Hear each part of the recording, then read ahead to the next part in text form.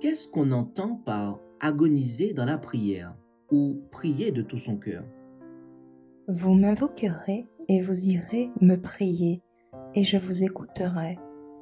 Vous me chercherez et vous me trouverez, quand vous me chercherez de tout votre cœur. Jérémie 29, versets 12 et 13. L'esprit de la prière de lutte.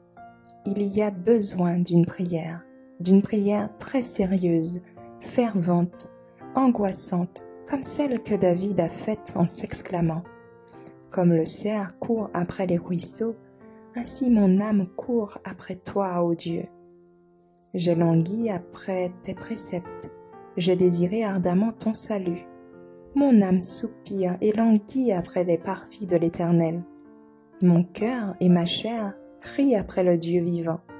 Mon âme se brise à cause du désir qu'elle a de tes jugements. C'est l'esprit de la prière de lutte, tel que possédait le psalmiste royal. Nous devons apprendre à prier avec beaucoup d'ardeur. Lorsque nous prions avec sérieux et intensité au nom du Christ, il y a dans cette intensité même un gage de Dieu qu'il est sur le point d'exaucer notre prière, bien au-delà de tout ce que nous demandons ou pensons. Apprenez à le faire. Dieu sera pour nous tout ce que nous voudrons bien lui laisser être. Nos prières languissantes et tièdes ne nous apporteront pas de retour du ciel. Oh, nous devons insister sur nos requêtes, demander dans la foi, attendre dans la foi, recevoir dans la foi. Réjouissez-vous dans l'espérance, car quiconque cherche trouve. Soyez sérieux dans cette affaire. Cherchez Dieu de tout votre cœur. Avec un sérieux intense, apprenez le métier de chercher les riches bénédictions que Dieu a promises. Et avec un effort persévérant et déterminé, vous aurez sa lumière, sa vérité et sa riche grâce. Comment faire face aux tentations et aux épreuves? Lorsque les tentations et les épreuves se dissipent sur nous, allons vers Dieu et agonisons avec lui dans la prière. Il ne nous repoussera pas à vide, mais nous donnera la grâce et la force de vaincre et de briser le pouvoir de l'ennemi. Comment les plus grandes victoires sont remportées?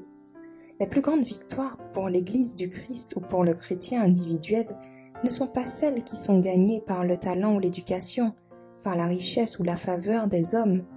Ce sont les victoires remportées dans la salle d'audience de Dieu, lorsque la foi sincère et angoissée s'appuie sur le bras puissant de la puissance.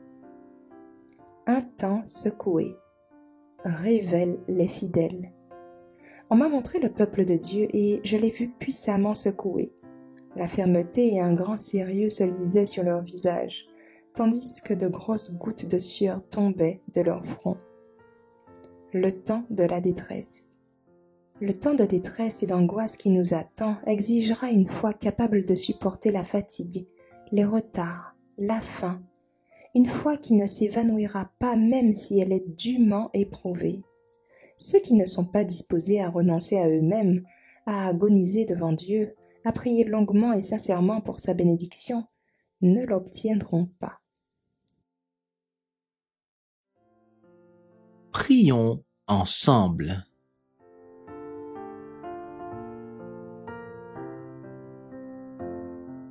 Ô Père, savons-nous vraiment ce que cela signifie de prier de tout notre cœur? Lorsque nous prions, après un certain temps, nos pensées vagabondent. Ou bien, disciplinons-nous avec ton aide pour nous concentrer sur la prière, comme si notre vie était elle-même en jeu. Parce qu'il y a bien plus que notre vie mortelle en jeu. Nous devons nous engager de tout notre cœur pour toi, pour le ciel. Tu nous offres le salut gratuitement. Et après que nous ayons été sauvés, les attaques de Satan s'intensifient. Il envoie des anges maléfiques supplémentaires pour nous harceler, pour nous tenter, et ils mettent une multitude d'opportunités sur notre chemin. Ils font tout ce qu'ils peuvent pour nous séduire et nous conduire au péché. La tentation, les tentations sont là pour nous tester et nous apprendre à vaincre l'ennemi. De simples et courtes prières personnelles ne nous donneront pas la victoire.